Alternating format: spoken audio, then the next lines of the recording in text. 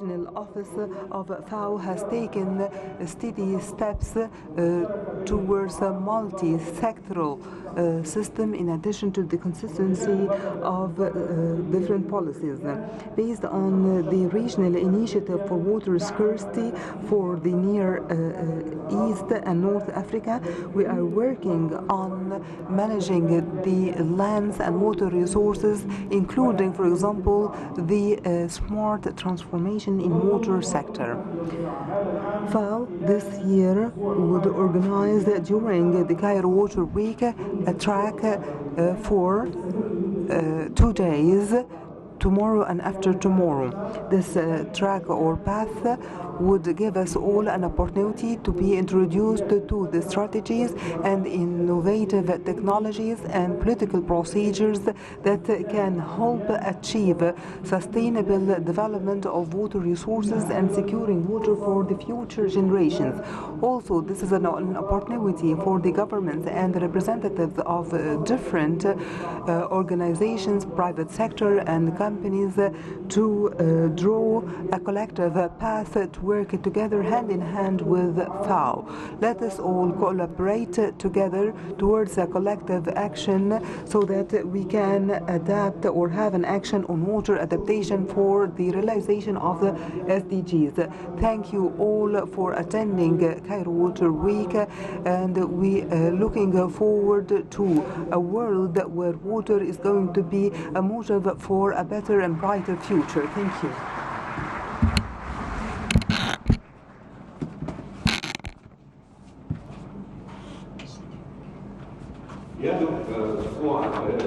Cairo Water Week in this year's edition aims to develop science, knowledge in the face of water challenges, both in the present and in the future, where we are in the middle of harsh challenges faced by our planet. This represents factors that exercise stress on food consumption, water consumption. This led us to drought and water scarcity in plenty of regions. Now I would like to invite Ms. Mike van Dinken, Special Envoy of International Water Affairs from Netherlands. The floor is yours, madam.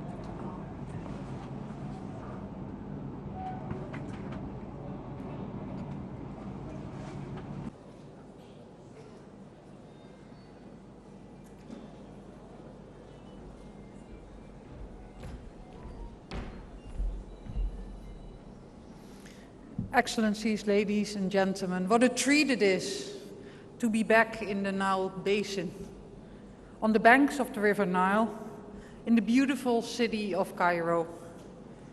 Here, where the Greek historian Herodotus, in the 5th century before Christ, saw the triangle of water from the Nile downstream of Cairo and called it the Delta, after the 4th letter of the Greek alphabet.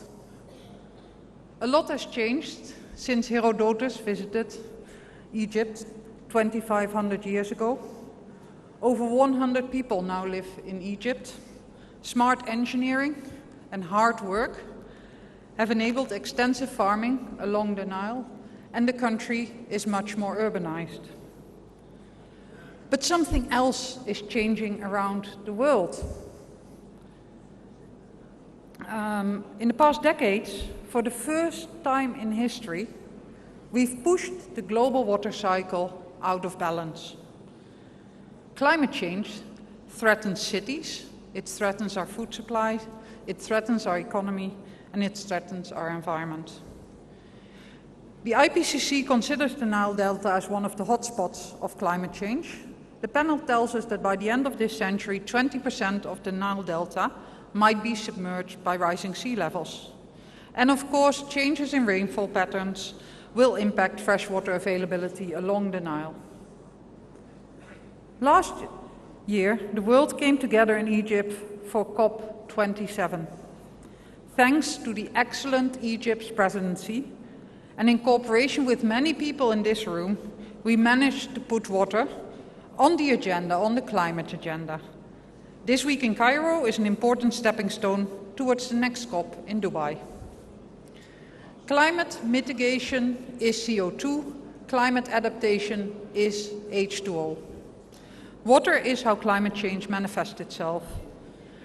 People, citizens, experience climate change, the impact of climate change through water. So we need to step up our game. If we work together, we can make water the engine of climate adaptation. A lot is happening already. Most of the ongoing work to make water the engine of climate adaptation focuses on engineering and technology. Many countries are investing in climate-resilient water infrastructure, early warning systems are saving lives, and drought-resistant seeds are being developed, distributed, and used. But we need to be aware that more than engineering and technology is needed. I would like to highlight two other necessary measures to make water the engine of climate adaptation. First, we can only adapt to climate change if we restore and protect our natural freshwater stocks. These freshwater stocks are our buffers against extreme drought, and they're also storage capacity so that we store rainwater to mitigate floods. 99% of freshwater is stored in nature. So we need to halt the depletion of groundwater and the degradation of wetlands and floodplains. And we need to switch farming practices to stop soil degradation and moisture loss. Second, we can only adapt to climate change if we let water guide our economic and spatial planning decisions.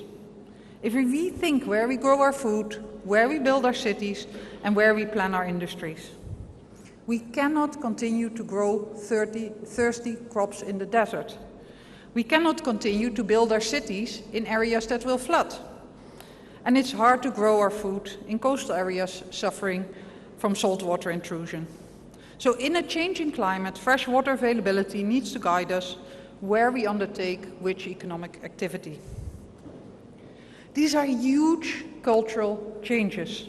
They might require changing our governance systems, they require involving citizens and communities, and they require huge investments. And lastly, and difficultly, they require changes in what we tax and what we subsidize. The Netherlands, the Delta country I come from, is also suffering from climate change. We have just new scenarios from our Meteorological Institute, and it's expected that sea levels at the Dutch coast could rise by more than 1 meter at the end of this century, and maybe, if we're unlucky, by 2.5 meters. In the Netherlands, we've battled water for 1,000 years. We canalized our rivers, we drained our polders, we built our dikes, but we're realizing that with more intense rains, with longer dry periods and rising sea levels, we cannot continue to fight nature. We're embracing nature-based solutions, giving room to our rivers and restoring our floodplains. And earlier this year, the Dutch Parliament adopted a policy that makes water and soil guiding principles in all our spatial planning decisions. Nobody can do this alone. So we're here, let's join forces. We're very happy that the Netherlands and Egypt have a bilateral water cooperation already for 47 years. Yesterday I visited the Kafar al-Sheikh region in the north coast of Egypt, and we visited recently constructed sand dunes, an effective, nature-based form of coastal flood protection.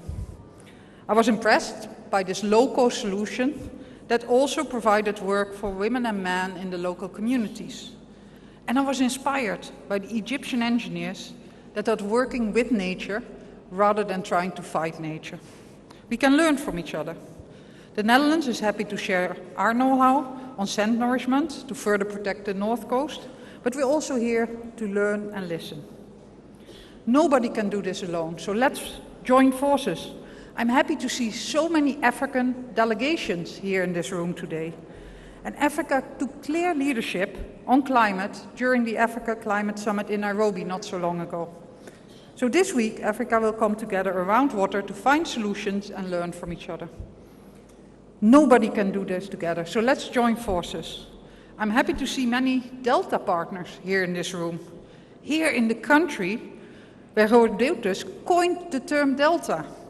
I see members of the International Panel for Deltas and Coastal Areas, which the Netherlands and Egypt together with other countries, launched during the UN Water Conference last March. So let's make water the engine of climate adaptation.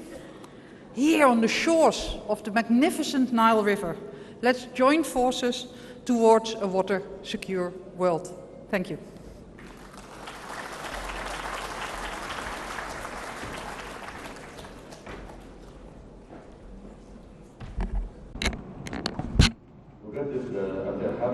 Again, I wish to welcome you all in this very edition of Cairo Water Week. I wish also to welcome in particular His Excellency Ambassador Ahmed Aboulgheid, the Secretary General of League of Arab States. Many countries are seeing challenges related to borders and conflicts for food security and energy security, yet the water security and scarcity is still the most significant challenge ahead of the human life. Now the floor goes to Mrs. Flarka Vinkwire, the representative of the European Union and the Directorate General for the Environment from the European Union.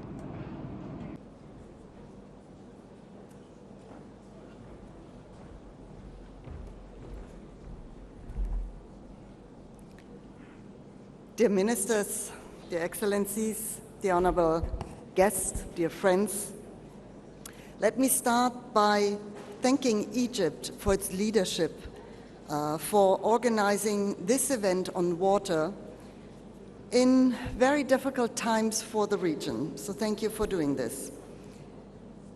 I'm a mother of 3 children. I'm a wife, I'm a sister, and I cannot be at a conference on water without thinking of the plight of the Palestinian civil population that has no access to water at this moment. No access to drinking water, no access to water for cooking, or for even basic hygiene as we speak. But across... Thank you. Access to water for civilians is a basic human right that cannot be denied under any circumstances. While we speak, there's also infrastructure being systematically destroyed, water infrastructure in Ukraine. And we also know that elsewhere, water to civilians is not a given. But civilians should not be a target. They should also not be hostages. They should also not be human shields. The human rights to water and sanitation needs to be protected. Water not only means life, water means also dignity. And this is why I think it is an appropriate moment for us to come together at this very moment and to think and to discuss how we can protect water and how we can go to water governance, transboundary cooperation, water infrastructure, and water financing. Because water should not be a source of conflict, it should not be weaponized. Water should be an asset for peace and for cooperation, because water is becoming very scarce. And this is why we have to be very careful with water. We already heard it, climate change, biodiversity loss, population growth, but also decades of unsustainable consumption and management of water and pollution has meant that global water resources are dwindling and they are under severe pressure. And yet water is very often profoundly under-evaluated. Science warns us that in the next years, and I talk only about 2030, half of the world's population will suffer acute water stress. You know that here in this region and in the Middle East, but we in Europe are facing it too, and we are no longer a water-abundant continent, but we were told that in a few years we might become the ground zero for drought, so we have to prepare. Water fragility and the need to afford clean and sufficient water is what should unite us. And that's what we just heard is what is a collective challenge. We need a systemic transformation of the way water is managed, used, and valued, bearing in mind also obviously to protect nature and ecosystems, because that's where the water comes from. And I wish to explicitly commend the important role that Egypt plays in addressing water and climate challenge regionally and globally. This is the third year in a row that the European Union is teaming up with Egypt as a strategic partner for organizing the Cairo Water Week. Over the years, the Cairo Water Week has become really a beacon of collaboration and innovation in the water sector. And since its inception, the European Union has taken really immense pride of being an integral co-organizer, and for this esteemed event.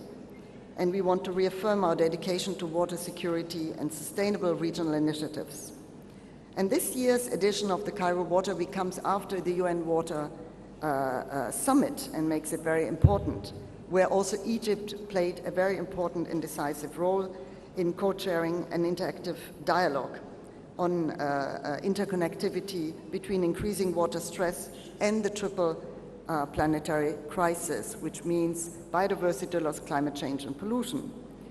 So now after this UN Water Summit, we all need now to work together to make whatever we were toiling there, the commitments we were making, to turn that into action and to implement it. At the World Water Summit, the UN Water Summit, also the EU committed 33 actions, and I would like to just cite two examples. One of our EU targets is to support the access of 70 million individuals to an improved drinking water source and/or sanitation facility. We also committed to improve transboundary cooperation, and we do this actually quite a lot, especially in the African continent, and we have put 380 million euros aside under the Global Gateway for transboundary water management actions. And we also want to really go and partner with all of you to support the preparation of a UN-wide strategy on water, to go for a UN special envoy for water. From our side, as we know that we really face drought, we are launching next year a so-called Water Resilience Initiative. This is an initiative for us to pave the way for stronger action on water in the coming years, not only inside the EU, but also outside. We will have to balance water supply and demand across certain sectors. All sectors are now very demanding in water, but we also have to make sure that we look at water reuse and being efficient on water uses. We want to build a water-smart economy, securing water efficiency and autonomy. And by looking at water, we also want to look at democracy, safeguarding democracy and peace. Here, the program at the Cairo Water Week offers plenty of opportunities to discuss these key options. How can we ensure sustainable economic development without depleting water resources? What do we need to improve and value the green and the blue water cycles? And I would really like to stress the green water cycles, because ultimately it is the forest, the green ecosystems that really hold the water and then release the water. And this whole week is a platform for exchange and best practices, and we want to really engage.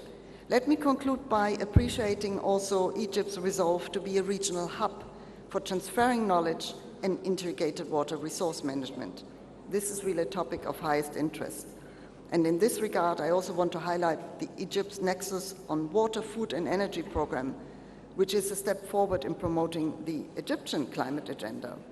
This is, in my view, a very interesting and very important initiative that would support the achievement of our international water policies goals as well.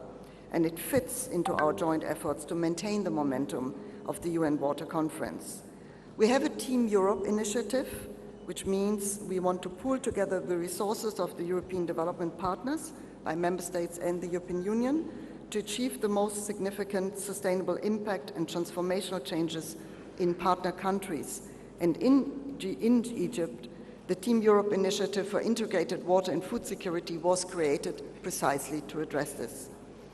I think we have a lot of opportunities with water, and I think today and in this week we should seize them as a means of cooperation coming closer. Thank you very much.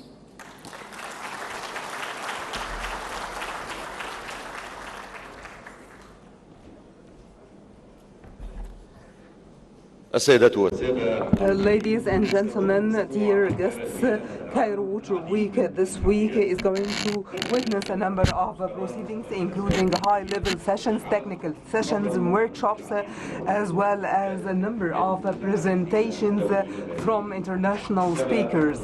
Also, the proceedings would include a scientific conference where scientific research are going to be provided by different researchers from international institutes to be presented in 5 technical sessions.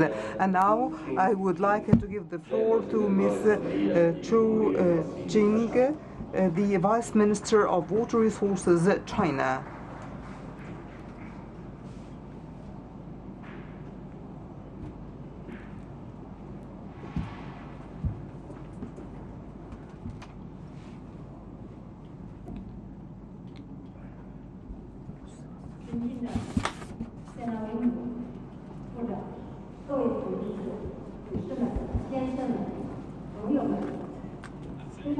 Ladies and gentlemen, dear friends, I'm really glad to be here with you, meeting you all on the banks of the beautiful river Nile to attend the inauguration of the Cairo Water Week that is supported by the President El Sisi. And now Cairo Water Week is one of the most important platforms worldwide for water-related sessions.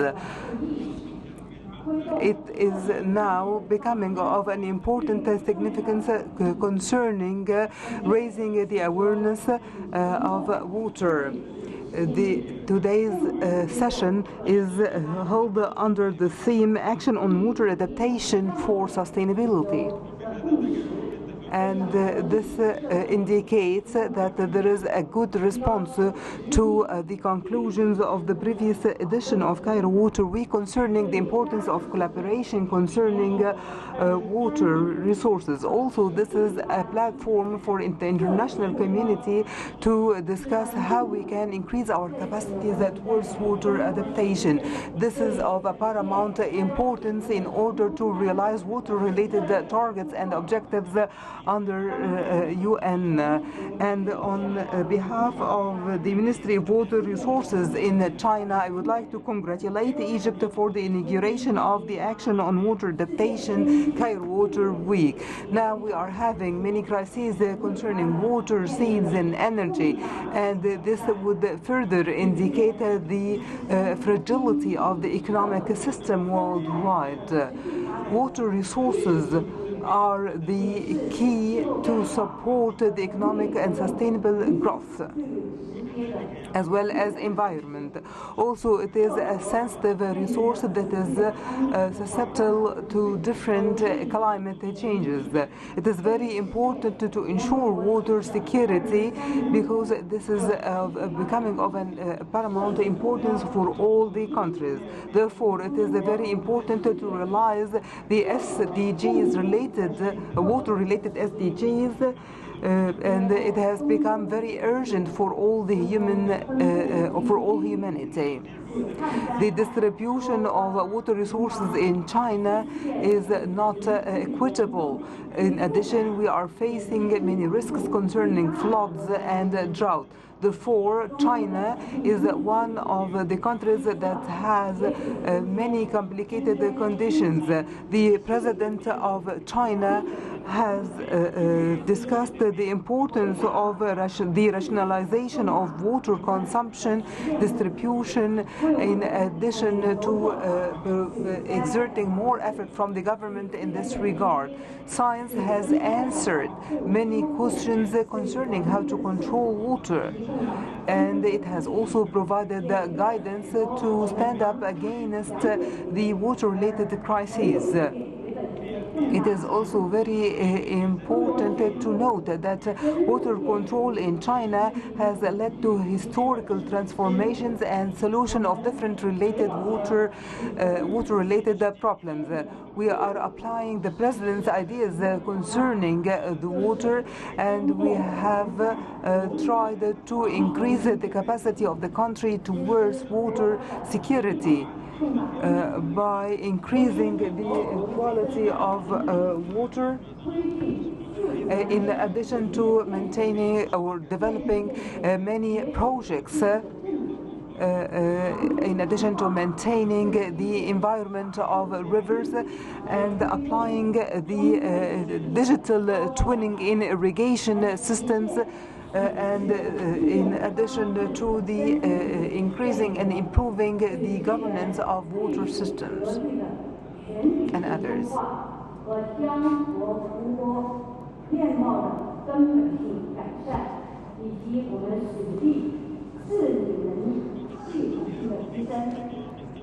In addition, there is also changes in the way water is being used, in addition to improvement and radical improvement in how rivers and lakes look.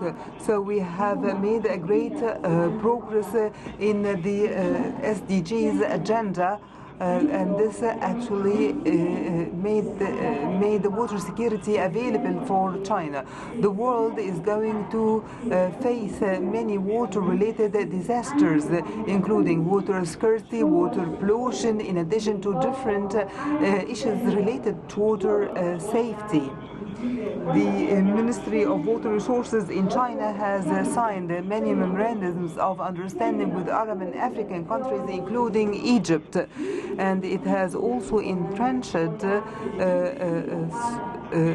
collaboration procedures and has developed water development projects in different African countries. We are looking forward to working with different counterparts in other countries towards implementing the global initiative and the global security to have water collaboration.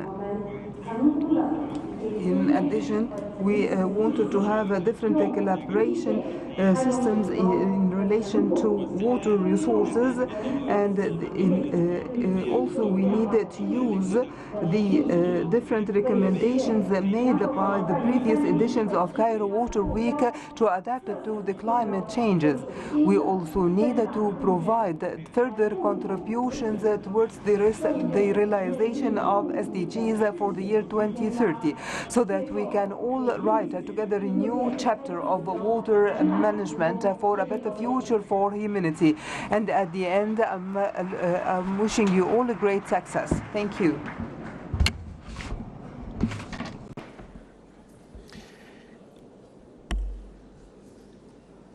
يأتي تنظيم أسبوع القاهرة للمياه فيما يؤكد الخبراء أن التكيف مع تغير المناخ أصبح ضرورة. Now became an urgent need. According to international and regional and local reports, Egypt has been playing a significant and vital role in adaptation to climate change, and it proved its efficiency, and that was testified by the world. Let's consider that Egypt hosted COP27 in November last year in Sharm el-Sheikh. Because I'm engaged to an urgent meeting, I'd like to invite His Excellency Mr. Sameh Shukri, the head of COP27, Egyptian Minister of Foreign Affairs, to give his speech.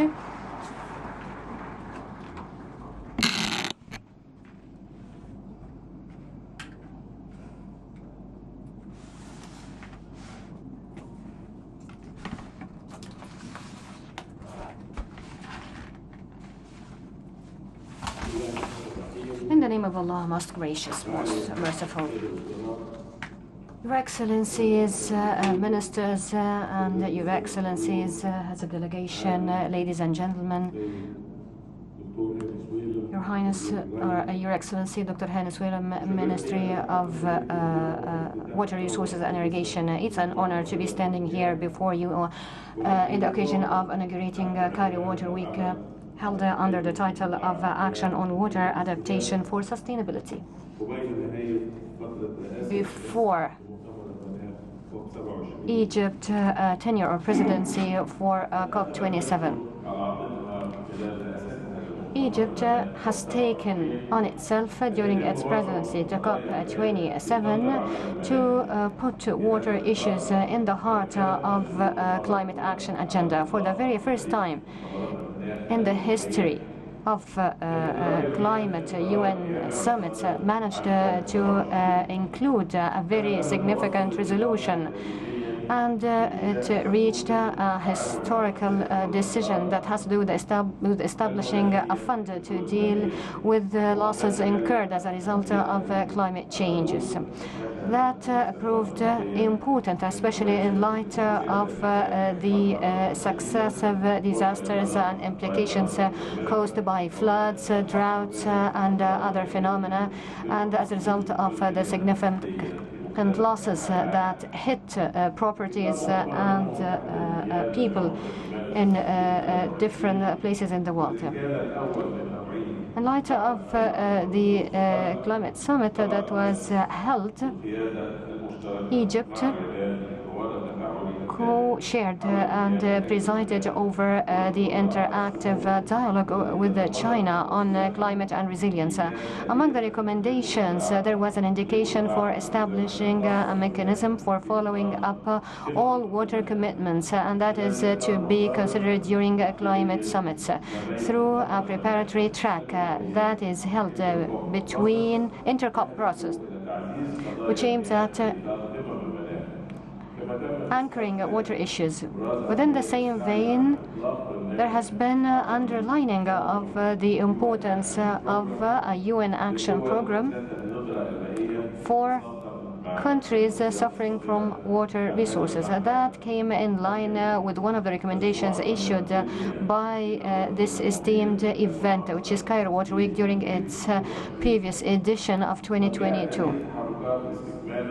These actions resumed other previous Egyptian efforts, especially the efforts in cooperation with Finland on establishing the cross-border regional country, which encompasses 168 countries, that aimed at advancing water on the international agenda. That came out of an Egyptian belief of the need for paying attention to walking the talk.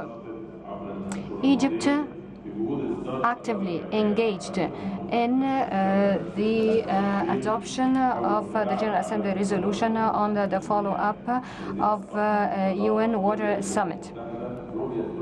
Accordingly, the UN established a clear-cut vision on international agenda. This encompassed holding two conferences in 2026 and 2028, in addition to developing a whole-scale UN water strategy that will end at 2024. Ladies and gentlemen, Egypt believes that establishing cooperation on water cross-border basins will be a guarantee for achieving citizens' right to water, which is an inalienable condition for attaining the right to life. Actually, the crisis of acute water scarcity is made significant and evident, especially in light of what Egypt witnesses. Egypt Egypt is absolutely reliant on cross-border water coming from River Nile, which is the most significant and the only lifeline for daily being of 50% of the Egyptians. Despite the fact that Egypt's stellar record in reuse of water is known to everybody, we are falling short of our water needs. In light of all the aforementioned, and since Egypt is the last country in the water mouth, it is the hardest hit, especially when it comes to non-cooperative measures which could be taken by the countries in the Upper Nile. For Egypt, cross-border water is an existential need. Egypt continues its policies that aims at establishing cross-border water-related cooperation out of an established belief that striking the balance between riparian countries' interests is not something impossible. It can be attained seamlessly and easily. Only if cooperation is accompanied by earnest political will and good faith with the application of best international practices and application of international law. Egypt believes that adopting such approach would enable all parties to establish their project of interests in a win-win manner without causing harm to any interests of any party. This will enhance the capacity of shared water resources. This, in turn, will lead to greater prosperity instead of tensions and sharing poverty. Ladies and gentlemen, I'm certain that this edition of Cairo Water Week will be a seizable and new opportunity for unveiling best opportunities to attain such cooperation and to build on the already existing global water cooperation, taking into consideration that COP28 is slated to be held in United Arab Emirates very soon, in addition to the coming Water Summit, which is held in Bali by 2024. I'm certain and confident that your discussions will cover best mechanisms for guaranteeing the right to life as a basic human right. And this will tackle dealing with challenges like facing the crises of refugees, displaced, and civilians, and the right of civilians to such right in all conditions, according to international instruments. This is gaining increasing importance, especially in the current conditions, as a result of the unprecedented violations practiced against our Palestinians brother in Gaza Strip. And we will put every possible effort, all of us, in a synergy to put an end to this. In conclusion of my speech, I would like to welcome all of you again to Cairo and to renew Egypt's commitment to collective earnest action towards advancing water issues globally, regionally, and locally in a manner that will guarantee our prosperity and dignity. Thank you very much for your kind attention.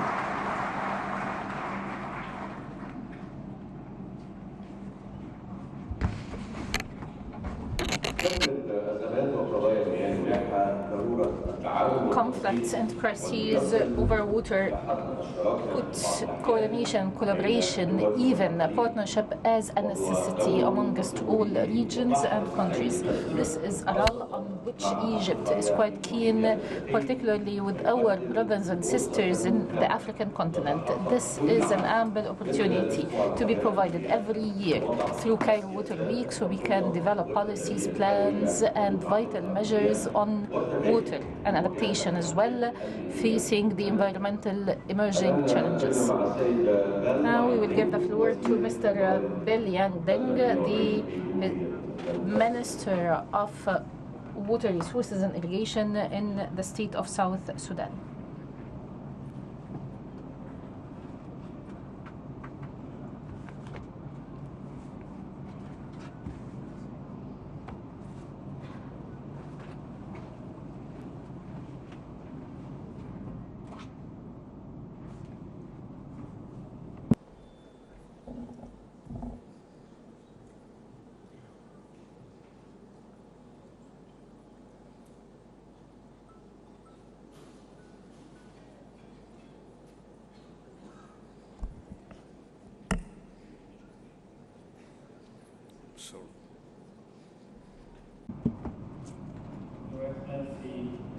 Professor Dr. Hannes Walem, President of AMCAO and Minister of Water Resources and Irrigation of the Arab Republic of Egypt, Excellencies, Ministers on Water, Excellencies, Ambassadors and members of diplomatic corps, representatives of international organizations and development partners, organizing committee, invited guests, ladies and gentlemen.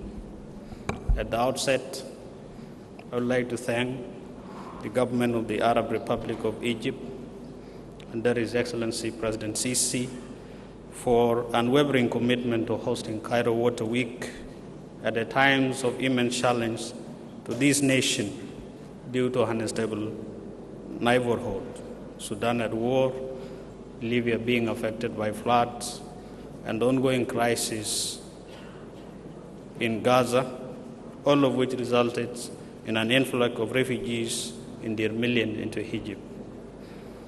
So the commitment by Egypt to host Cairo Water Week 2023 at this critical time is a clear show of Egypt's positions of being an African voice on climate and climate-related discussions, ushered in the need for shared prosperity and decent life for all at continental and global stage.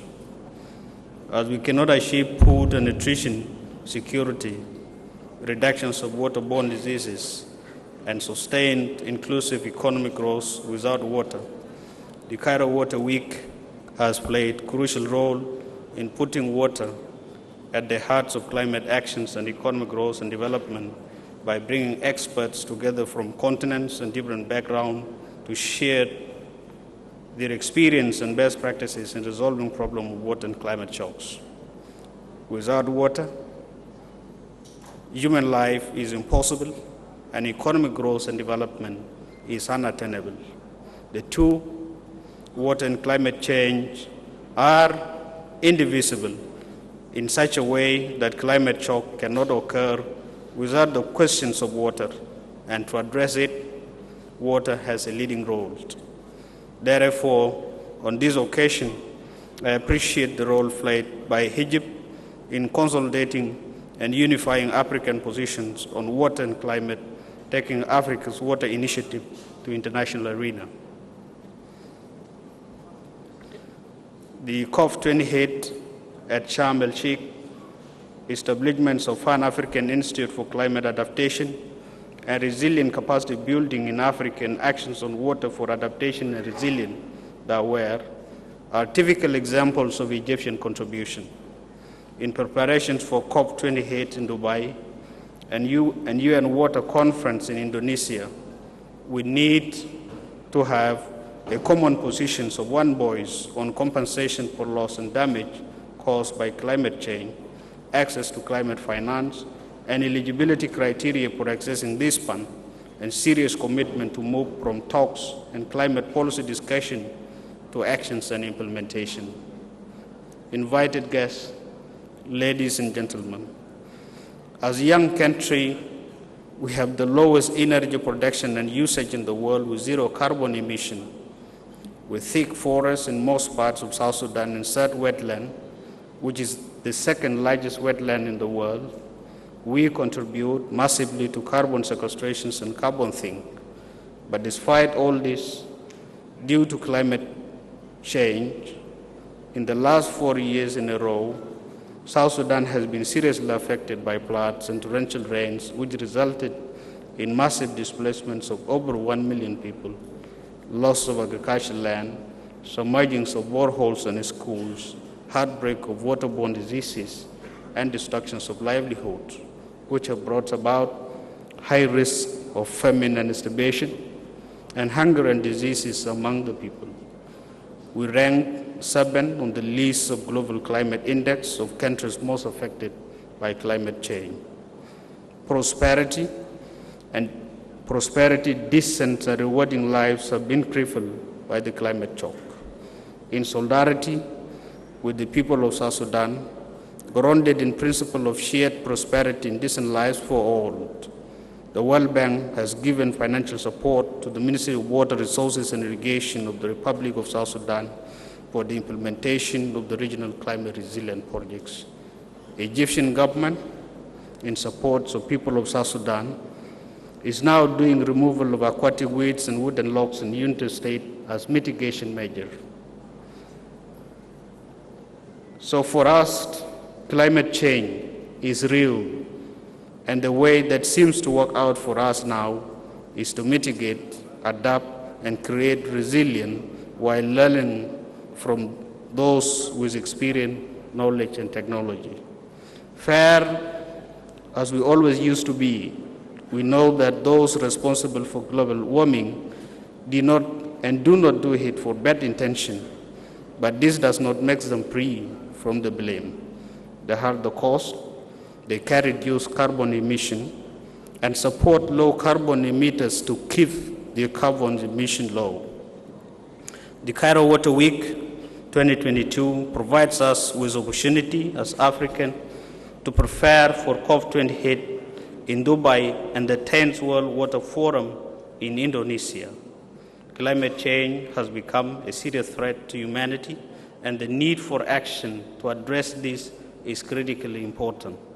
I believe these two world events, access to climate finance, loss and damage funds, and eligibility criteria for accessing the fund shall be the topic of discussion in those events. Ladies and gentlemen, I take this opportunity to thank the government of Egypt for organizing the 6th Water Cairo Week, and I thank you for listening.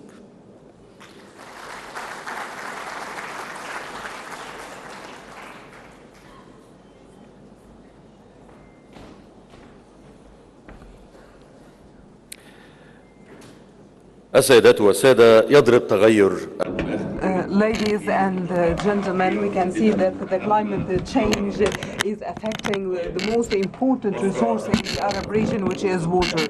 Among warnings by the UN in terms of the increase in the conflict in the world, in the region for the scarcity of water. And according to the report issued in 2021, there is about 25 countries which represents about quarter of the world population that suffer from water scarcity, including 15 Arab countries, and now they are suffering a lot of water stress. And now please allow me to give the floor to His Excellency Dr. Ahmed Abdul Ghait, the Secretary General of the League of Arab States, to give his word. Please, sir, have the floor.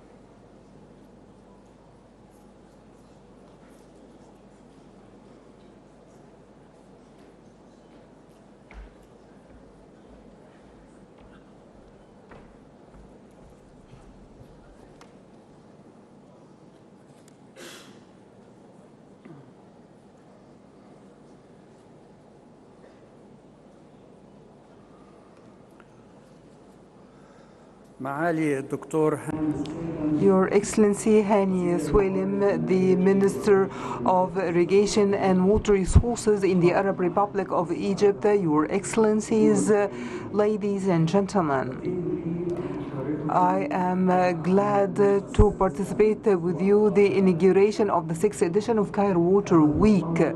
This international conference that is considered one of the most prominent water events in the Arab region, thanks to the efforts of the Egyptian government that has worked on developing and enriching the discussions held in this event since it was launched in 2018. In this regard, I would like to praise the outputs of this Cairo Water Week events that we represent during the Arab Water Council proceedings, because it leads to the promotion of the efforts in this area. Allow me to speak now about the crisis taking place now in Gaza.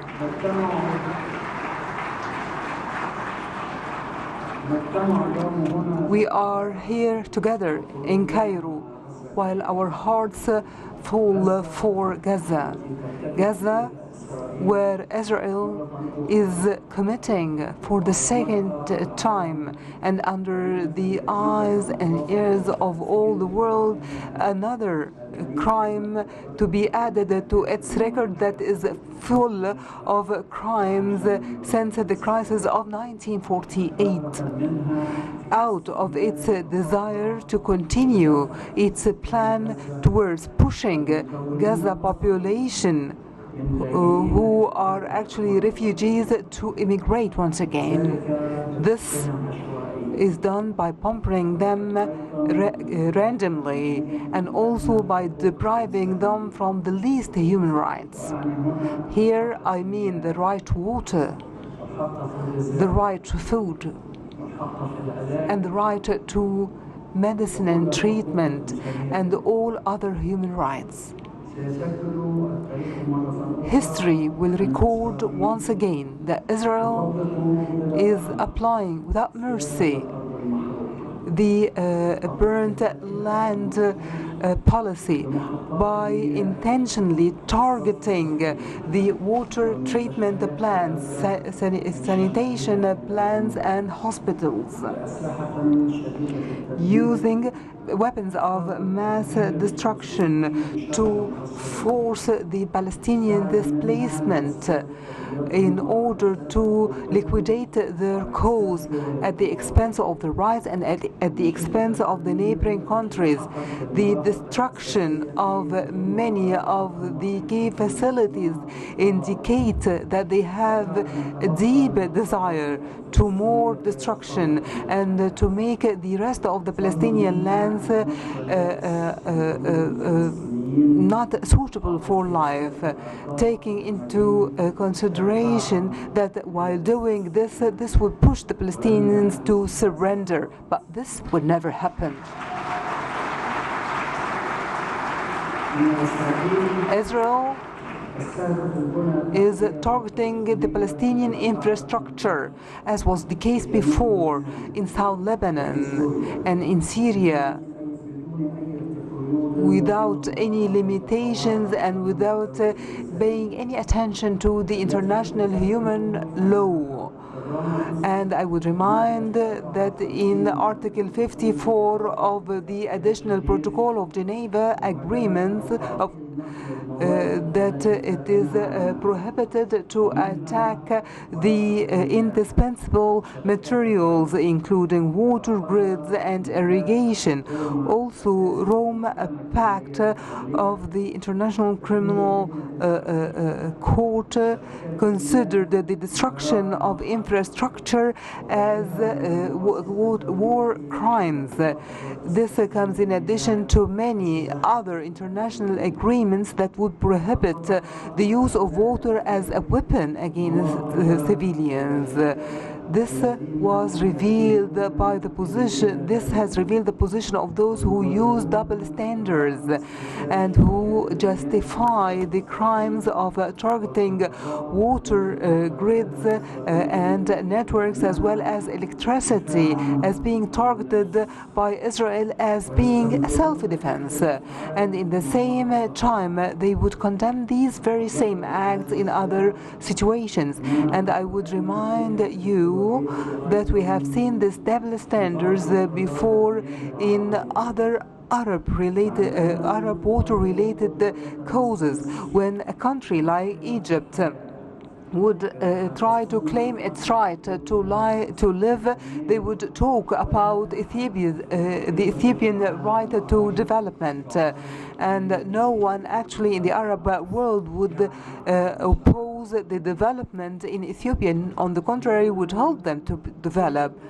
But when the Arab countries launch strategic projects in the water sector, we see that they are raising doubts about them and criticize the potential impact on the environment.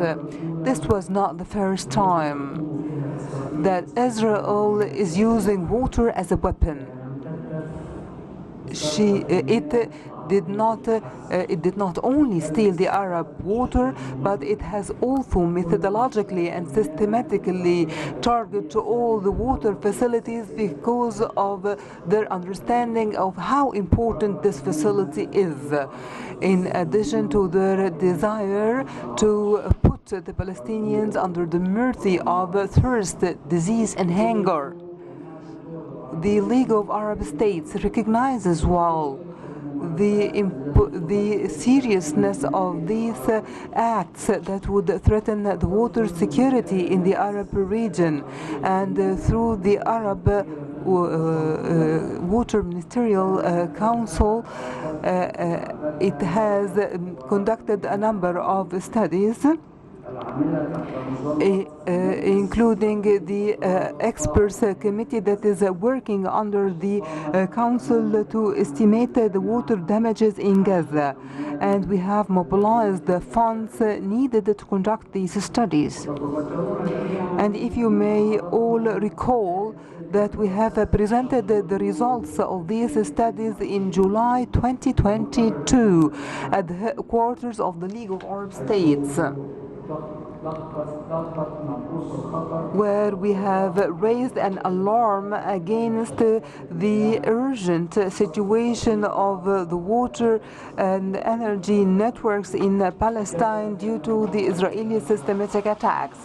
This was the situation in Gaza 2 years ago. It was a disaster since then. So how is the situation nowadays in light of all what we are seeing? As a matter of fact, the Arab water security is still facing many increasing challenges that would indicate that the water resources are declining in a region that is already suffering from water scarcity.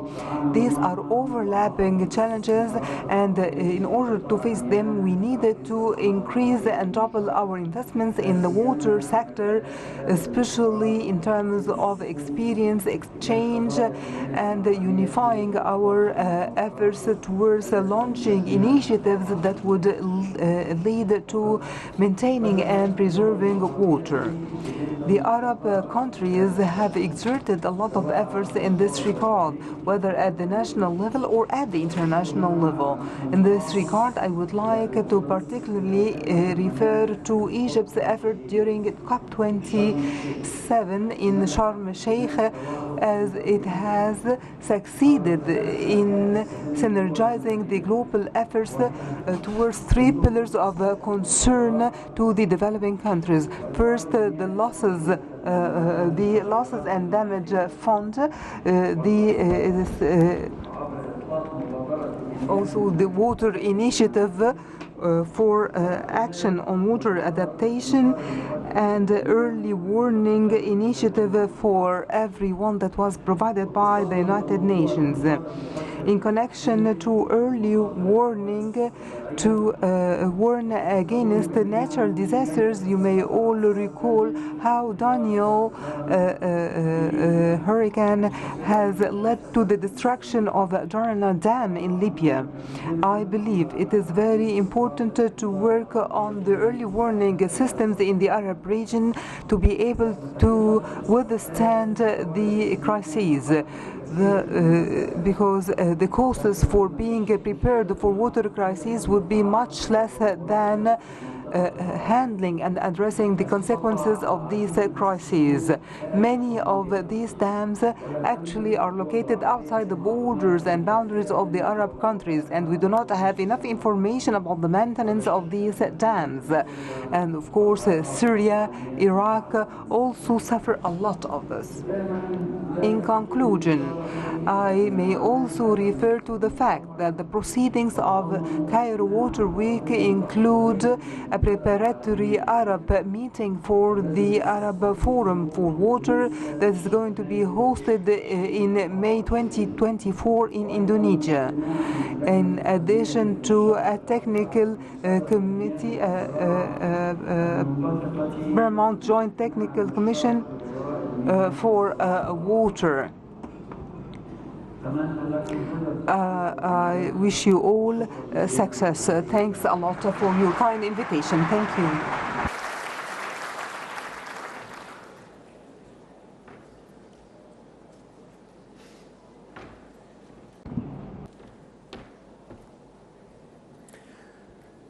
السادة الحضور. Dear guests, Cairo Water Week throughout its six-year life cycle always pursued integrating the theoretical and the practical part through exchanging experiences, discussions, technical sessions. It came up with applicable solutions in the area of water. In addition to bringing together the largest circles of experts, that is accompanied with contests, competitions for several circles, farmers, students, university graduates, researchers, to reach out to a greater and a bigger number of citizens. This year offers the award of the biggest innovator. Now I'll give the floor to His Excellency Minister of Irrigation and Water Resources, Mr. Hani Surur.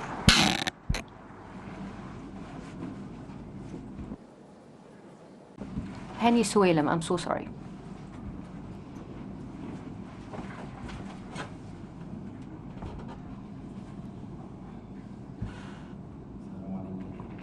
Peace and blessings be upon all of you.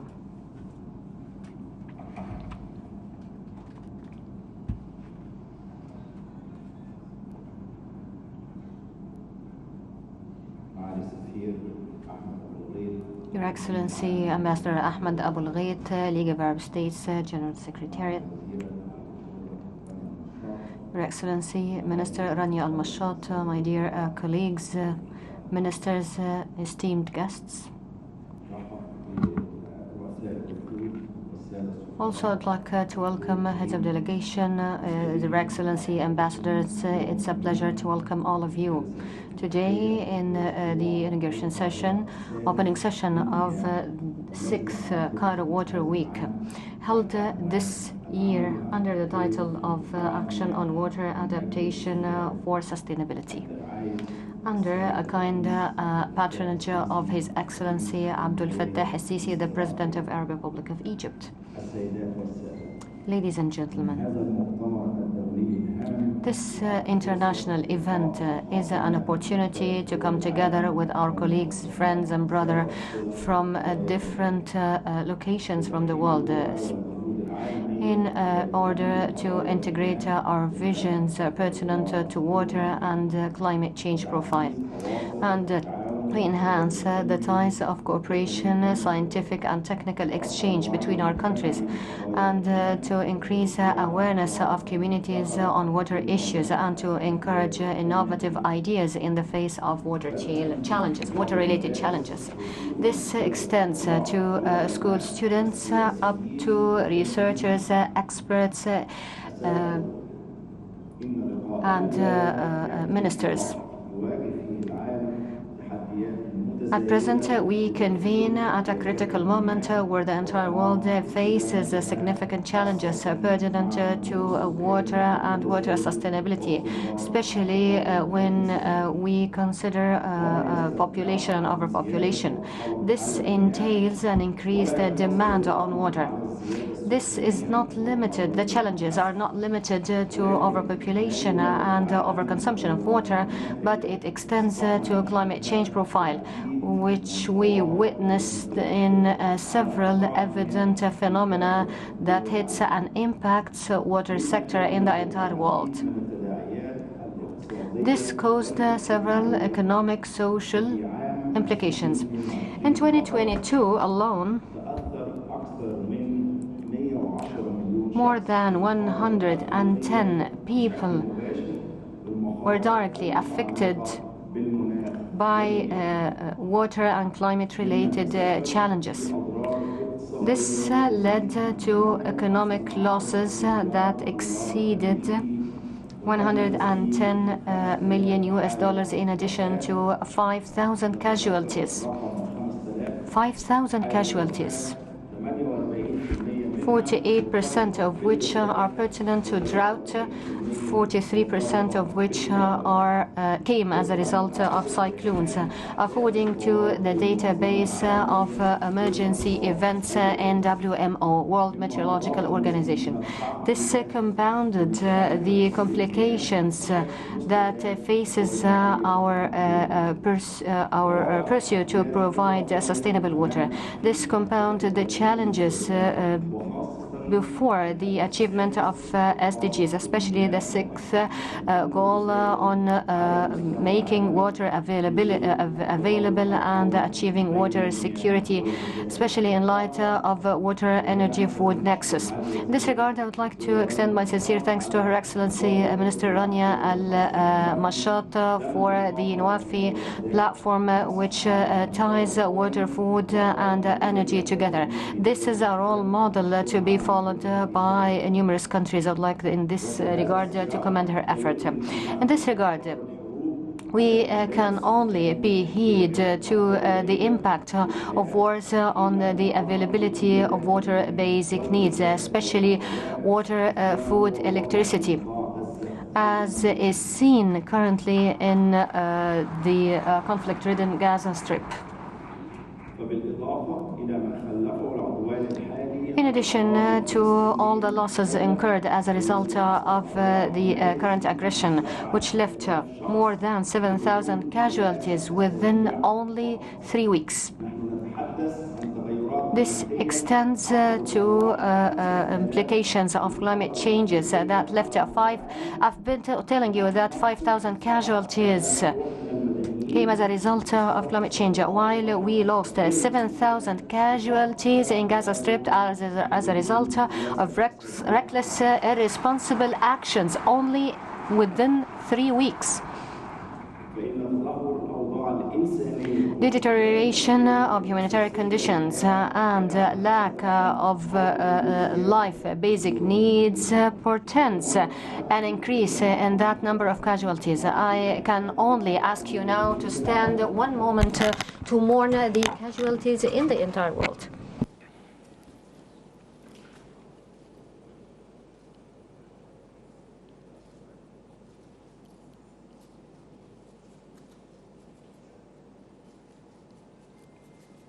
شكرا.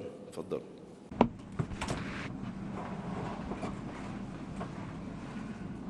سادة الحضور، Ladies and gentlemen, the selection of the 6th edition of Cairo Water Week's topic, which is action on water adaptation for sustainability, came to build on the recommendations of the 5th Cairo Water Week last year, water in the heart of climate action. That reflects the climate-related challenges, which requires the attention of the entire world to develop profiles to take actions against these challenges. Ladies and gentlemen, Egypt is a role model for numerous countries facing the water scarcity-related and climate change-related challenges. Egypt is at the forefront of arid countries and most rain-scarce rainfall. Only 1.3 billion cubic meters a year, with an absolute reliance on River Nile, 98% dependence.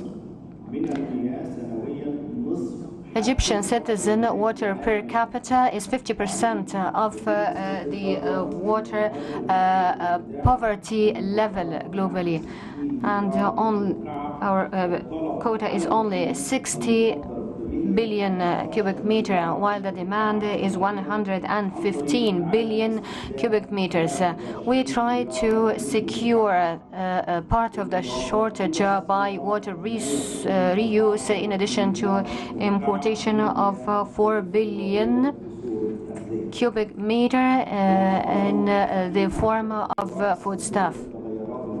Adverse implications of climate change hits Egypt. That is seen through increased temperature and the resulting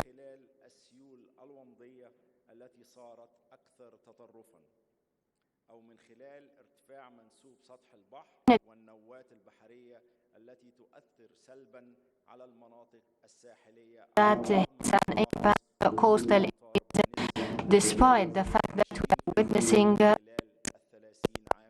of 20 throughout the past 20 years. The fact that Egypt is impacted by climate change, just like the other Mediterranean countries. In the face of such challenges, Egypt puts significant and incessant efforts at all levels, locally, regionally, and internationally.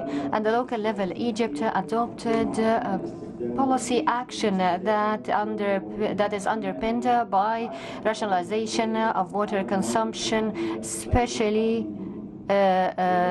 dependence on unconventional water resources. That is accompanied by new practices for food security. Egypt also invests significantly to increase its water capacities through developing operation and monitorship of high dam, in addition to rehabilitation of water canals. Already 7,200 kilometers distance of water canals got qualified, and the rest is underway. Also, our ministry is qualifying pumping stations to serve 1.7 million fedans, in addition to upgrading 6 emergency stations, in addition to qualifying other stations. 47,000 water facilities. In addition to shifting to new irrigation practices in orchards and fields, and rationalized water consumption. Execution of 1,600 projects to provide protection against flash floods. Our ministry is interested in shores protection programs. 120 kilometers distance got qualified on the northern coast to protect investments worth of more than $5 billion and to restore a significant number of lost kilometers of shores. All these attempts to bridge the gap between supply and demand through providing water treatment stations. We have the greatest or the biggest in the world, Al Hammam and Bahr al Bakr water treatment stations. With that, the total investments of the state in the water sector throughout the past 9 years, $4.4 billion. Ladies and gentlemen, in light of the aforementioned, it's a necessity to establish cross-border water cooperation. This is existential to Egypt, sine qua non. And for such cooperation to be successful, we need to consider shared water basin or Nile basin regulation and governance. This includes the integrated management of both green and blue waters. This requires the adherence to a non-selective commitment to international law, especially the principle of joint action and cooperation backed by elaborate technical studies. This is a sine qua non for the just and equity in water consumption.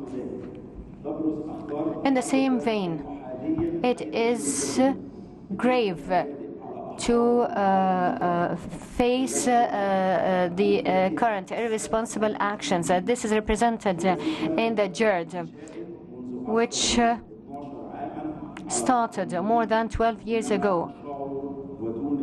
The foundation or the establishment commenced without providing an adequate technical studies that tackles the economic, social, and political implications on riparian countries. The operation and filling of that dam continues to happen unilaterally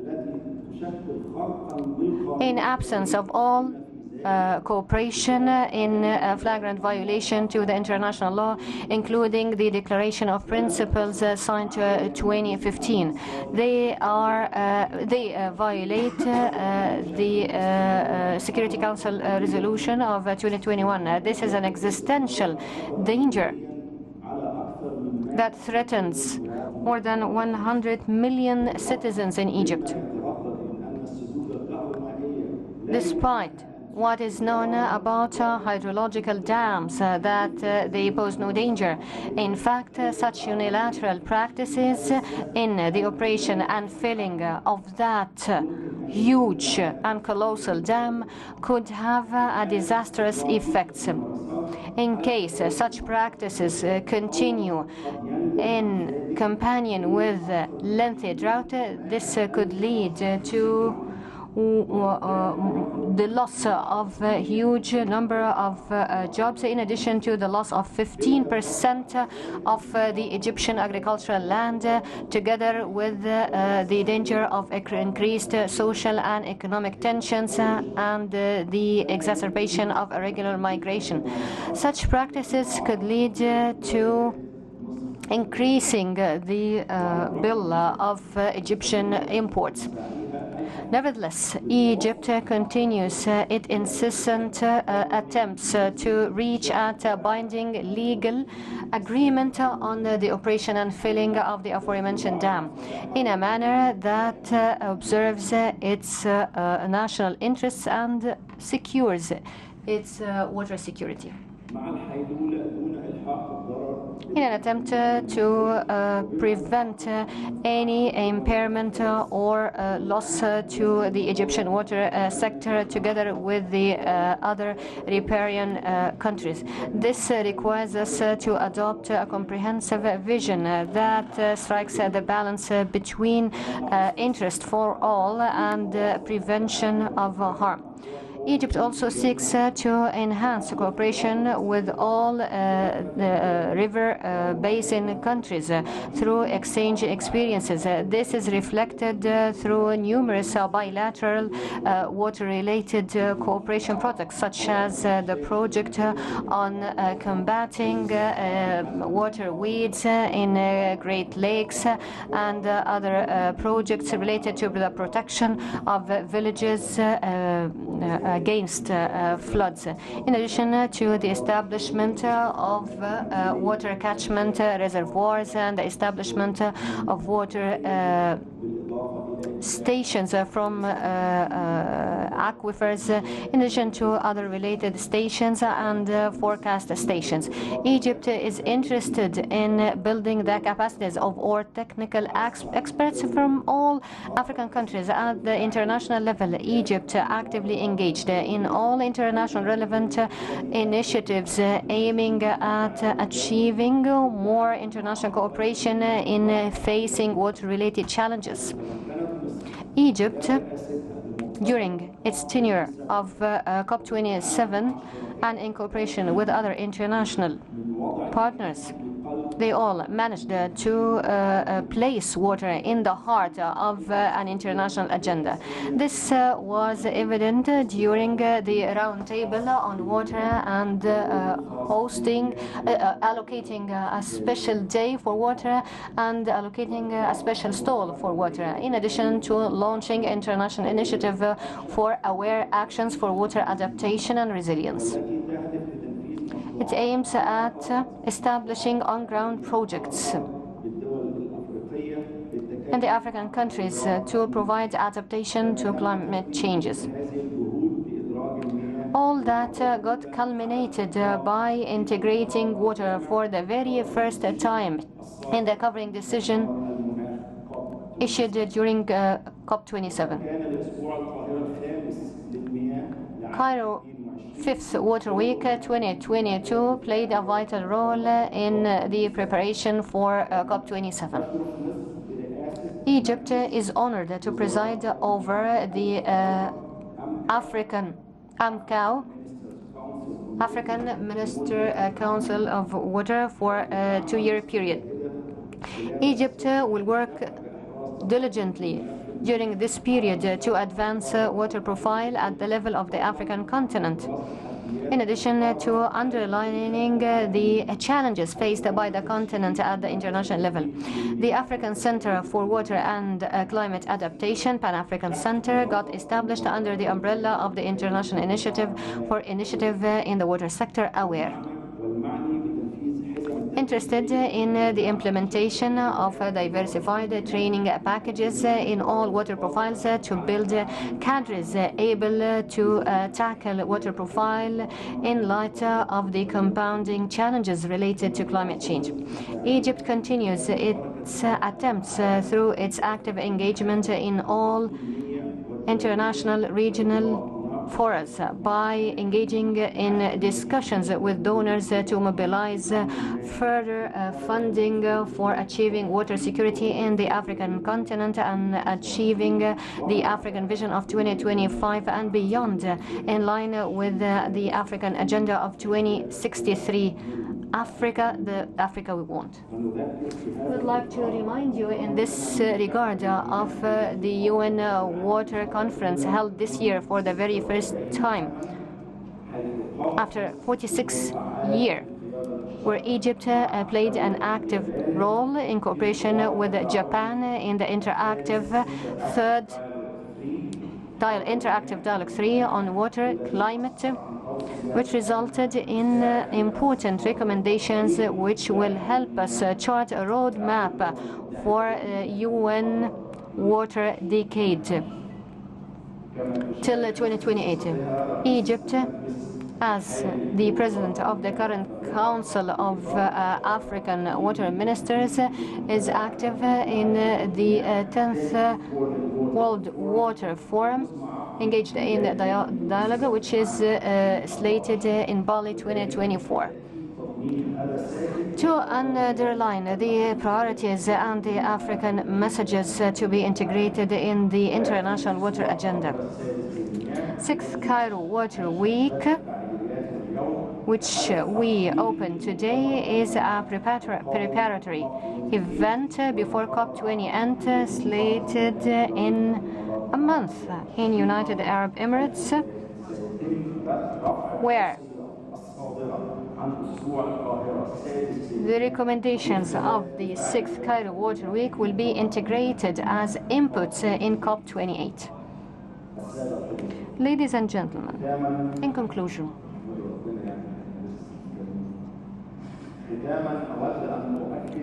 I'd like to reiterate my pleasure to be amongst you today, and thank you all for your kind attention and for participating. I would like to underline the importance of the expected discussions which will take place and carried out during this event.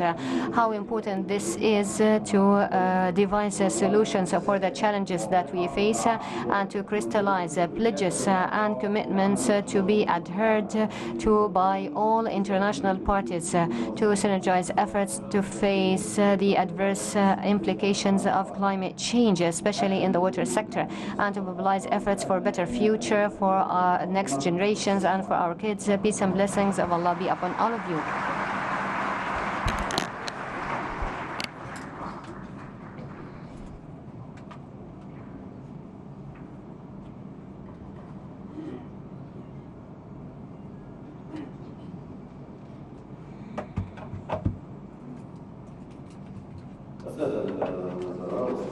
Your Excellencies, Ministers, Ambassadors, dear guests, dear attendees, here the opening ceremony of Cairo Water Week 6th edition adjourns. Sessions, discussions shall start now, and we do look forward for the success of all dialogues and sideline events in this very important conference. Thank you very much.